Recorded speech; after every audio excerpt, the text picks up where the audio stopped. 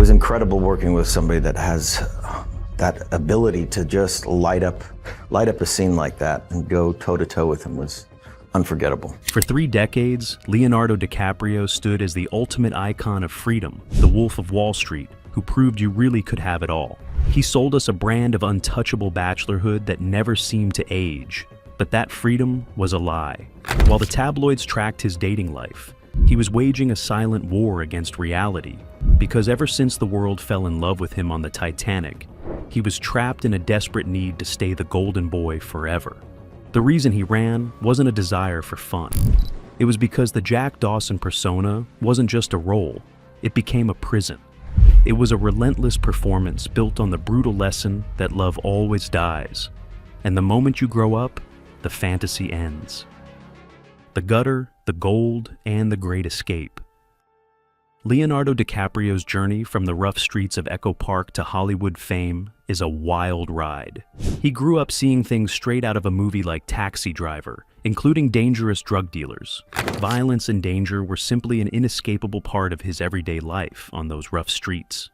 He was born in 1974 to parents George and Irmeline, who were known as free spirits. His world changed drastically when his parents split, leaving him to figure things out alone. His difficult childhood was a million miles away from the superstar life waiting for him. This harsh environment instilled in him a serious drive to escape his painful reality. He wasn't just a poor kid, but a witness to the ugliest parts of human existence. That exposure created a hunger for beauty and perfection that would define his entire life. He watched his mother struggle to keep them afloat by working multiple difficult jobs daily.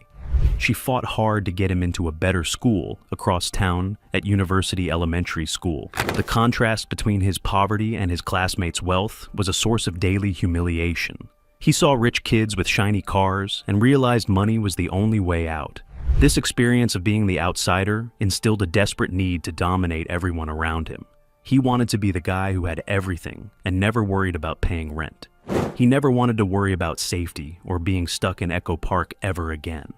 He started auditioning with a ferocity that scared casting directors, yet he was constantly rejected. They told him his haircut was wrong or his name was too ethnic for them. He refused to quit because he knew exactly what kind of life was waiting if he failed. He eventually landed a role on Growing Pains, but he wasn't satisfied with just TV stardom.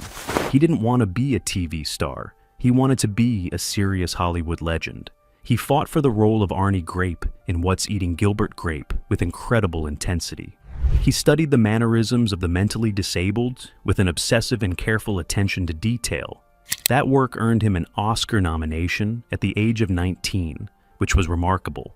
The defining moment came in 1997 with Titanic when he was cast as Jack Dawson. He played the poor boy who wins a ticket to a new life in America. The role mirrored his own journey so perfectly that it was almost eerie to watch. The movie became the biggest film in history, making Leo the most famous man alive. Leo mania swept the globe with girls screaming his name wherever he went in public. They tore at his clothes as he finally achieved the escape he had always dreamed of. The intensity of the fame was traumatizing because he was constantly chased by aggressive paparazzi. He was dissected by the media and treated like a piece of meat by almost everyone. He realized the world didn't want a person, but a fantasy of a beautiful, tragic boy. They didn't want the complex man who wanted to make art, which created a painful split.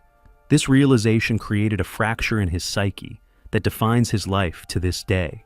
He gives the public the movies they want, but keeps his heart locked away tight. He hides in a fortress of superficiality while surrounding himself with a constantly rotating cast. These beautiful women fit the fantasy, but can never penetrate the true reality of his life. The Wolf Pack and the Runway Prison. In the late 90s, Leo built a new life while the world obsessed over Jack Dawson. He dominated the nightlife of New York and Los Angeles with a new social group. He formed a notorious group of friends that the media eventually dubbed the Posse. This crew of young actors included Tobey Maguire and Lucas Haas, who became infamous. They were the kings of the city, moving through clubs like a pack of hungry wolves. Leo was the alpha, and it was during this time that the pattern began to emerge. He wasn't dating actresses or women his own age who could truly challenge him intellectually. He wasn't looking for someone to challenge him professionally or intellectually in any way at all. He was dating models, specifically Victoria's Secret models, which quickly became a running industry joke. His first major relationship was with Gisele Bündchen, the famous Brazilian supermodel and fashion icon. She was arguably the most beautiful woman in the world at that specific time in history. They started dating in 2000 when she was just 20, and he was already 26. They were the golden couple appearing on red carpets and sitting courtside at basketball games. They looked like genetic lottery winners, but Gisele eventually wanted more as she got older. She wanted a family, stability, and a partner who was truly present emotionally for her. In her memoir, she wrote about realizing she was growing up while he stayed the same. He stayed the same as she cut out sugar, alcohol, and cigarettes from her life. She started doing yoga while Leo continued his lifestyle of constant partying and emotional avoidance. In 2005, the year she turned 25, they broke up, marking the first data point. It was the first point in a trend that would soon become impossible to ignore. There was one brief deviation from this pattern that only served to prove the rule. He dated Blake Lively in 2011, who was just 23 at the time they met. Crucially, she was an actress and not a model, so she had her own fame. She had her own voice and demands, unlike the many models floating in his orbit. Blake was a star with her own gravity, so the relationship lasted only 5 months.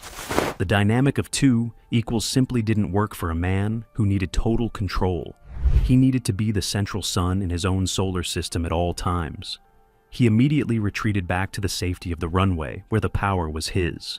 He moved on almost immediately to Bar Raffaelli, another stunning supermodel who was only 20.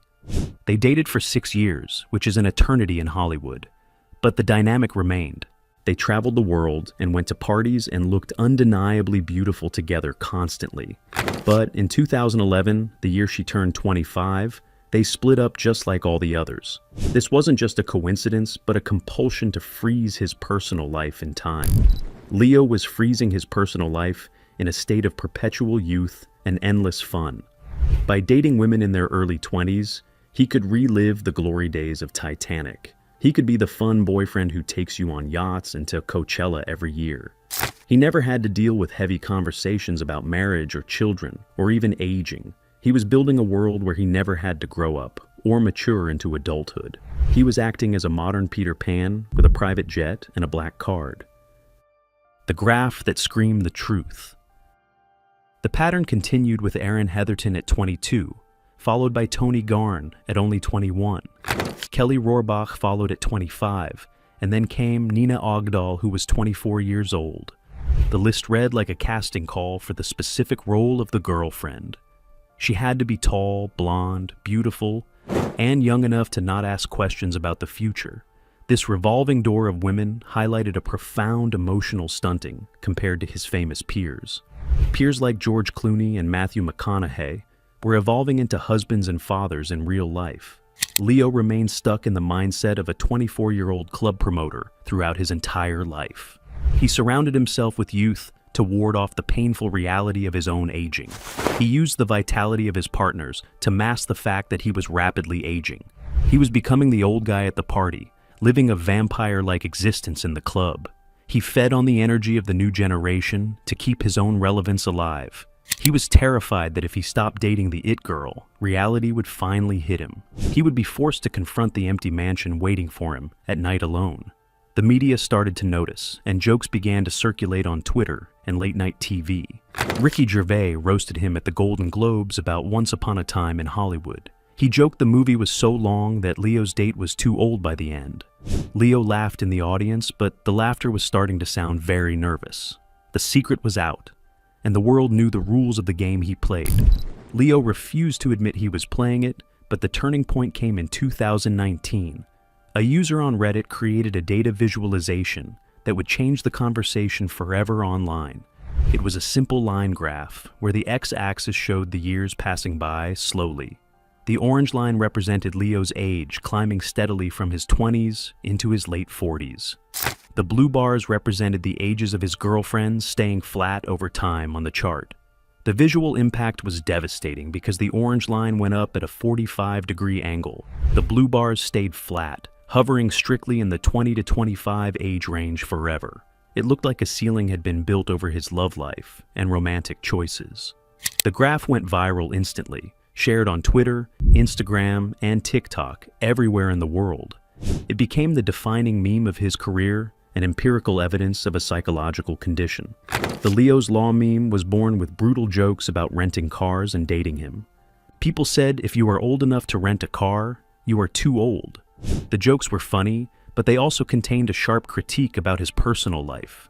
People asked why a man in his late 40s couldn't connect with women his age. They wondered if it was predatory or pathetic, or just incredibly sad to watch happen.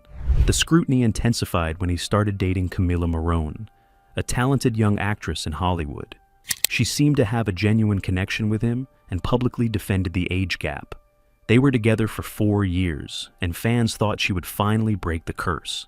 She turned 25 in June 2022, and the internet held its collective breath for her. People set countdown clocks, making it a morbid spectator sport for the entire world.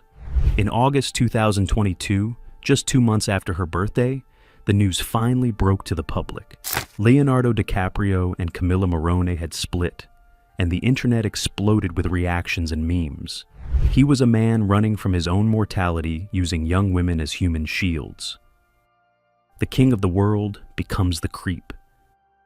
The breakup with Camila shifted the tone of the conversation from amusement to genuine disgust. Critics pointed out the power imbalance inherent in a 48-year-old dating a 25-year-old woman.